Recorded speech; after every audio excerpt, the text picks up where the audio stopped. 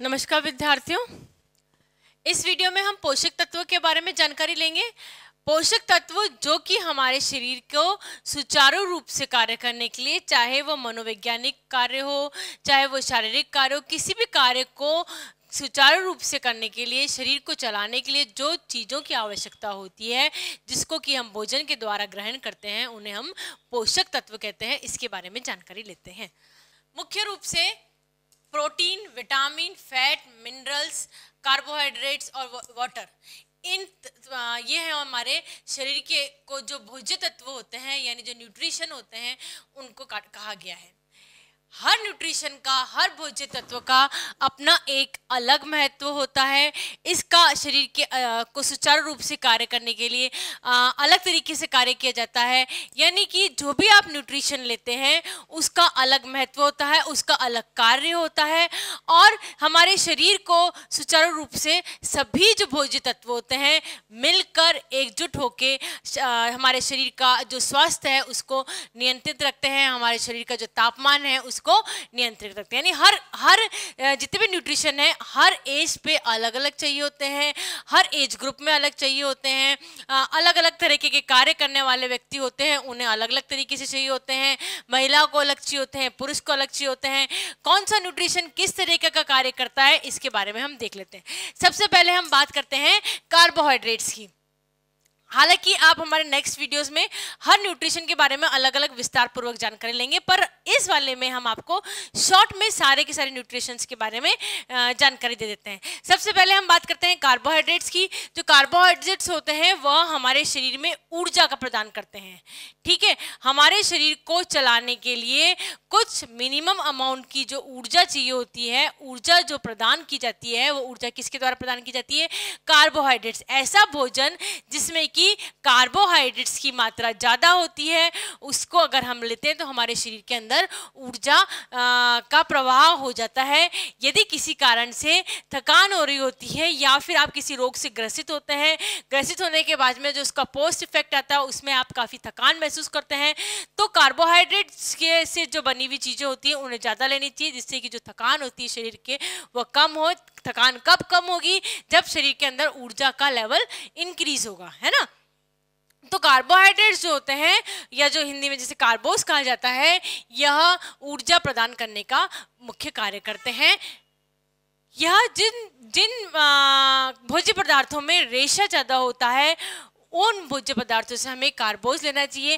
Carbohydrate जब आप ज़्यादा मात्रा में लेते हैं तो निश्चित रूप से जो कॉन्स्टिपेशन की जो प्रॉब्लम आती है, या कॉन्स्टिपेशन के कारण जो विभिन्न तरह की पाइल्स की समस्याएं, फिशर की समस्या, इस तरह की जो समस्याएं आती हैं, वह समस्याएं जो होती हैं वह दूर होती जाती हैं।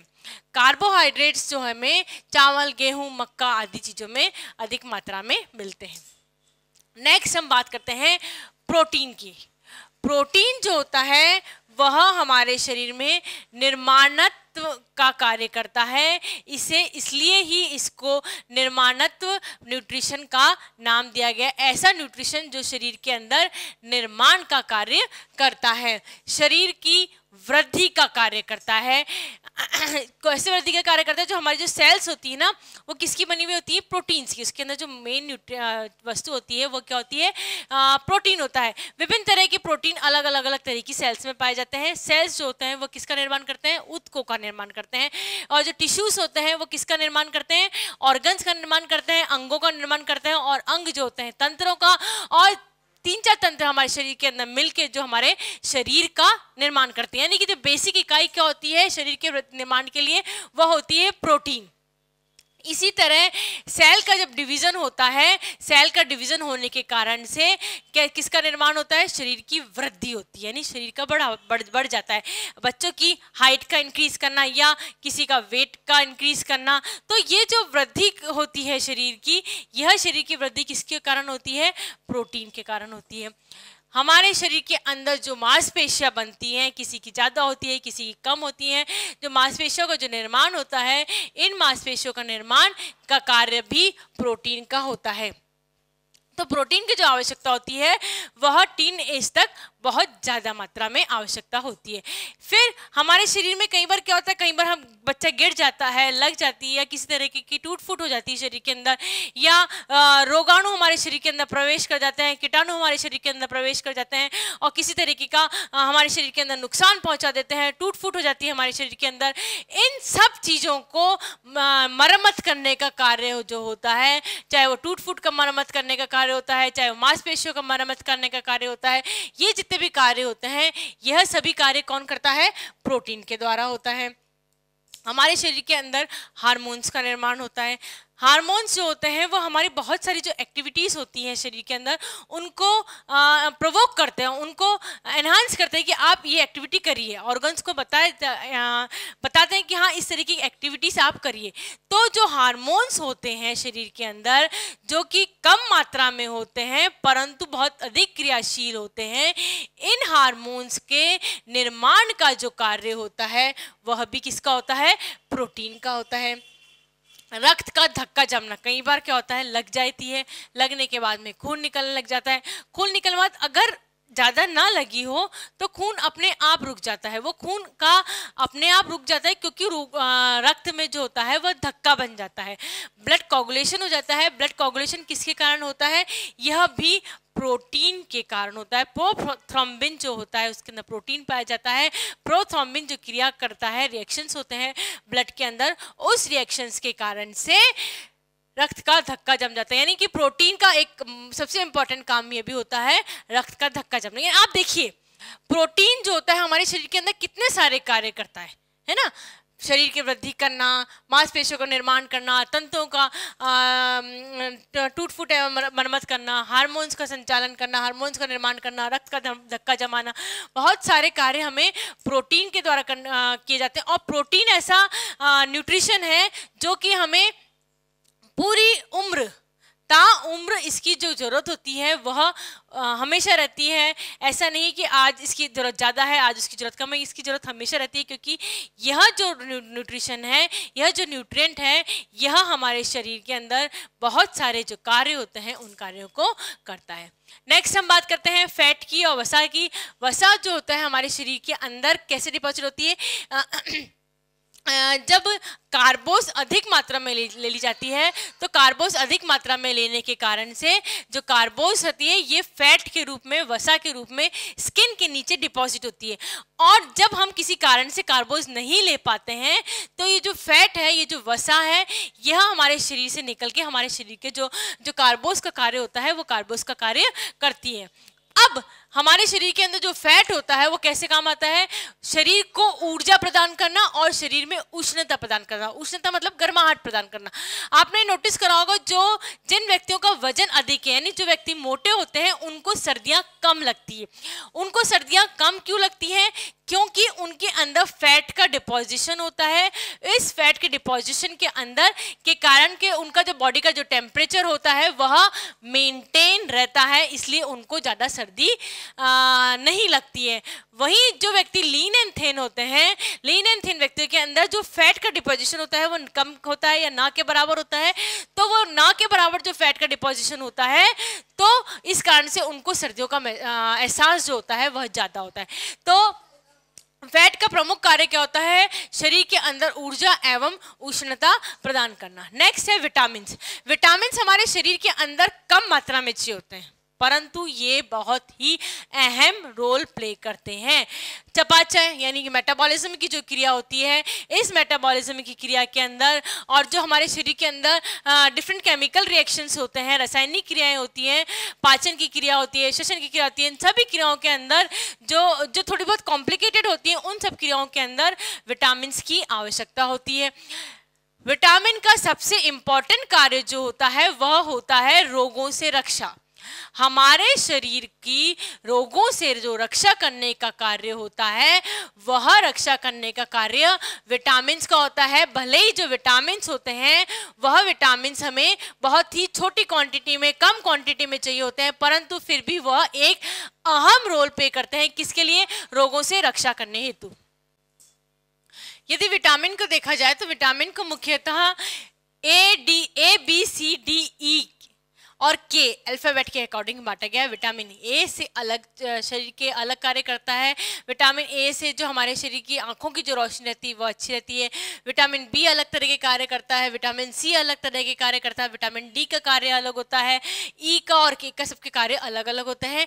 हर विटामिन जो होता है वह हमारे शरीर के अंदर सूक्ष्म रोल प्ले करता है, परंतु जो उसका जो रोल होता है वह हमारे शरीर के संचालन हेतु, हमारे शरीर के अच्छे स्वास्थ्य के लिए बहुत ही ज़्यादा लाभप्रद होता है। नेक्स्ट हम बात करते हैं खनिज लवण की, और या आप इसे मिनरल्स कह सकते हैं। खनिज लवण या जो मिनरल्स होते हैं ये विटामिन की तरह हमें हमारे शरीर के अंदर कम मात्रा में चाहिए होते हैं। प्रोटीन जो होता है वो हमारे शरीर के अंदर अधिक मात्रा में चाहिए होता है। कार्बोहाइड्रेट जो होता है वो अधिक मात्रा में चाहिए होता है, परंतु जो मिनरल्स और जो विटामिन होते हैं वो हमारे शरीर के अंदर कम मात्रा में चाहिए होते हैं, परंतु ये एक इंपॉर्टेंट रोल प्ले करते हैं। जो मिनरल्स होते हैं वो निर्माण का कार्य शरीर के अंदर और शरीर के अंदर कंट्रोलिंग का कार्य, जितने भी एक्टिविटीज हमारे शरीर के अंदर हो रही होती है उन सब एक्टिविटीज को कंट्रोल करने का कार्य किसका होता है? मिनरल्स का होता है। अब हम एक ऐसे मिनरल की, ऐसे न्यूट्रिएंट की बात करते हैं जिसके बारे में आप सब वाकिफ हैं, और वह न्यूट्रिएंट होता है मिनरल्स। वह मिनरल होता है वाटर। कई जो न्यूट्रिशनिस्ट हैं उन्होंने वाटर को एज ए न्यूट्रिएंट लिया है और कई उन्हें अवॉइड करा है। न्यूट्रिशन वाटर जो होता है वो क्या होता है कि हमारे शरीर की हर एक्टिविटी में इंपॉर्टेंट रोल प्ले करता है। वह जितने भी न्यूट्रिशन है, चाहे वो कार्बोहाइड्रेट हो, विटामिन हो, मिनरल हो, फैट हो, इन सब के साथ में मिक्स हो जाता है और इनका जो भी जो रोल प्ले करते हैं, जो भी फंक्शन वो करते हैं, इन सभी फंक्शंस को करने में सबसे ज़्यादा जो मददगार होता है वह होता है जल। जल ऐसा न्यूट्रिशन है जिसके बिना आप नहीं रह सकते हैं। कुछ समय तक आप उसको अवॉइड कर सकते हैं, पर जल के बिना आप जीवित नहीं रह सकते हैं, क्योंकि हर जो शारीरिक एक्टिविटी होती है, हर जो शारीरिक क्रिया होती है, उसके अंदर न्यूट्रिशन का जो रोल होता है वह सबसे ज़्यादा होता है। साथ में ही तापमान नियंत्रक में इसका बहुत इंपॉर्टेंट रोल होता है। हमारे शरीर का जो बॉडी का जो टेम्परेचर होता है, बॉडी का टेम्परेचर कितना होता है? 98.7 डिग्री फ़ारेनहाइट। ठीक है, इस 98.7 डिग्री फ़ारेनहाइट को मेंटेन करने के लिए जो वाटर होता है वो बहुत इंपॉर्टेंट रोल प्ले करता है।